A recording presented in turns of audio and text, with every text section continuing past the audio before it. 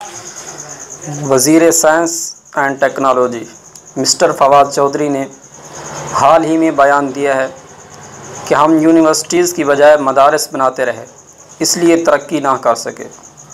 سوال پیدا ہوتا ہے کہ کیا واقعی ہم مدارس بنانے کی وجہ سے ترقی کی دوڑ میں پیچھے رہ گئے ہیں؟ عصری اداروں نے ترقی اور قومی فلاح و بہبود میں کیا کردار ادا کیا ہے؟ کیا واقعی مذہبی طبقہ شدت پسند ہے؟ ان سوالوں کا جواب جاننے کے لیے یہ تجزیاتی رپورٹ ملاحظہ فرمائیں۔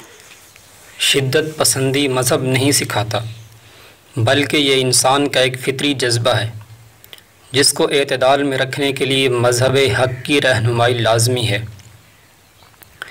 پاکستان کے مذہبی طبقے کو شدت پسندی کا طعنہ دیا جاتا ہے۔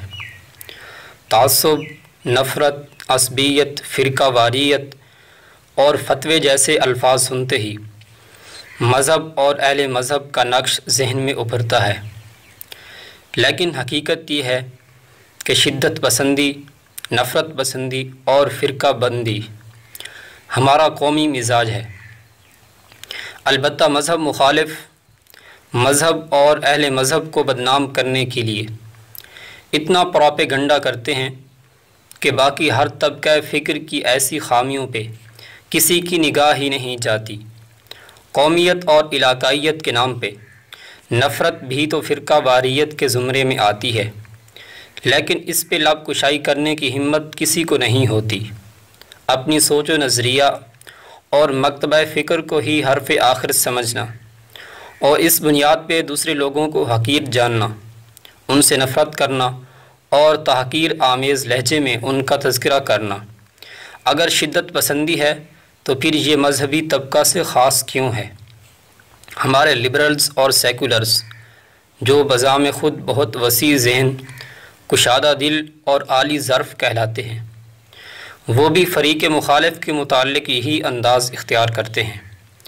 مذہبی طبقہ تو ان کے بقول قدامت پسند، دقیانوس، تنگ نظر اور شدت پسند ہے، اس لیے اس کے موقف میں شدت تو اس کے مزاج کے موافق ہے، مگر وہ تو امن کے دائی، محبت کے پیامبر، صلح جو اور با اخلاق ہوتے ہیں، مساوات و برداشت کی تلقین کرنے والے ہوتے ہیں۔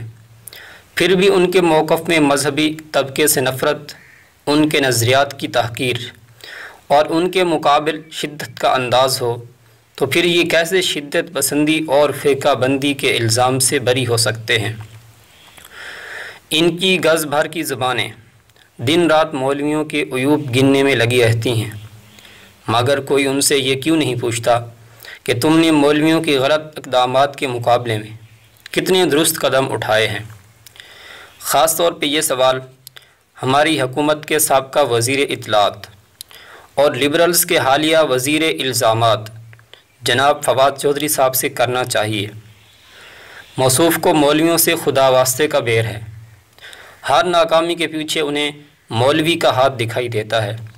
شاید وزارت اطلاعات کی ذمہ داری میں اپنی ناکامی کو بھی کسی دن مولویوں کے کھاتے ڈال دیں۔ پہلے تو ہم یہی سمجھ رہے تھے کہ وزیر اطلاعات کا چونکہ کام ہی بولنا ہے، اس لیے جب وہ وزیر موصوف کو کوئی اور موضوع نہیں ملتا تو وہ بیچارے مولوی کو تختہ مشق بنا کر اپنی تنخواہ حلال کر لیتا ہے۔ مولوی خوش تھے کہ چلو اس بہانے وہ تنخواہ کو حرام ہونے سے تو بچا لیتا ہے۔ ہمارا تو کیا، ہم تو ان کے آقا انگریز کے زمانے سے ایسے الزامات کا سامنا کشادہ دلی اور خندہ پیشانی سے کر رہے ہیں، لیکن اب معلوم ہوا ہے کہ ان صاحب کو مولوی فوبیا ہو گیا ہے، اور اتنی شدت کا کہ اسے وزارت و سائنس و ٹیکنالوجی میں بھی اپنی ناکامی کا ذمہ دار مولوی نظر آنے لگا ہے۔ نہ جانے مولوی اتنا طاقتور کیسے ہو گیا ہے کہ سائنس و ٹیکنالوجی جس سے بے خبری اور دوری کے طعنے اسے صبح شام دیے جاتے ہیں، اس نے اسی شعبہ کے وزیر کو بے بس کر دیا ہے۔ وزیر بے تدبیر فرماتے ہیں کہ مدرسے بنانے کی وجہ سے ہم ترقی نہیں کر سکے۔ کوئی ان صاحب کو بتائے کہ بر صغیر میں اسکول و کالجز کی تاریخ اتنی ہی پرانی ہے جتنی کہ مدارس کی۔ فرق صرف اتنا ہے کہ کالجز کو آپ جیسے صاحبان اقتدار کی سرپرستی اور ساتھ ہی ساتھ زر پرستی بھی حاصل تھی، جبکہ مدارس کی باغ ڈور شروع ہی سے صاحبان دستار کے ہاتھ میں تھی، جو نہ آپ کی طرح پیزا کھاتے تھے اور نہ ہی آپ کے آقاؤں کی طرح انگریز کی خوشامد کر کے فنڈز حاصل کرتے تھے۔ ان لوگوں نے تو پیٹ پہ پتھر باندھ کر مدارس کا نظام چلایا، پھر اس نظام کے تسلسل کے لیے قید و بند کا سامنا کیا، ہتھ کڑیوں اور بیڑیوں کو زیور کی طرح زیب تن کیا، حتیٰ کہ تختہ دار پہ لٹک کر بھی اس کی بقا کو یقینی بنایا، خود روکھی سوکھی کھا کر بر صغیر کو اسپین بننے سے بچایا۔ لیکن تم اور تمہارے آقاؤں نے کیا؟ تم تو سائنس اور ٹیکنالوجی کا علم لے کر نکلے تھے۔ حکومتی سرپرستی اور وسائل کی بہتات کے باوجود آج سکول و کالجز اور مدارس کا موازنہ کر لیں کہ کون اپنے مقصد میں کتنا کامیاب ہوا ہے۔ مساجد و مدارس کا مقصد بر صغیر میں دینی علوم کی حفاظت کرنا تھا، جبکہ سکول و کالجز کا مشن جدید علوم کے ذریعے مسلمانان بر صغیر کو ترقی کی راہ پہ گامزن کرنا تھا۔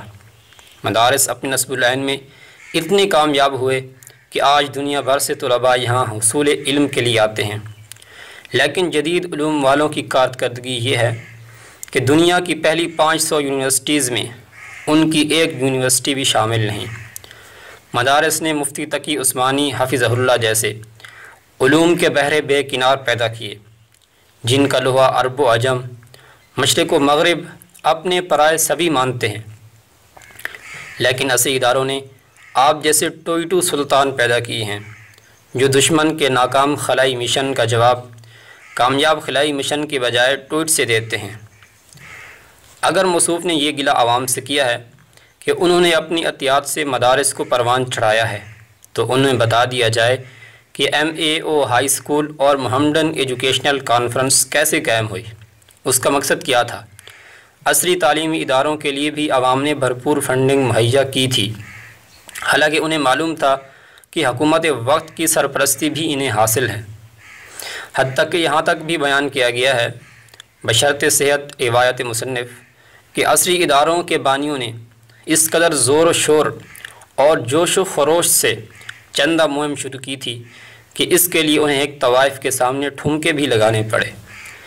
یہ ٹھمکے اتنے پرخلوص تھے کہ وزیر موصوف تک پہنچنے والے تعلیمی فیض میں سے یہی باقی بچے تھے، اور انہی ٹھمکوں کی مدد سے پہلے وزارت اطلاعات چلانے کی کوشش کی گئی اور اب وزارت سائنس و ٹیکنالوجی چلائی جا رہی ہے۔ اب دیکھنا یہ ہے کہ پہلے یہ ٹھمکے ختم ہوتے ہیں یا وزارت۔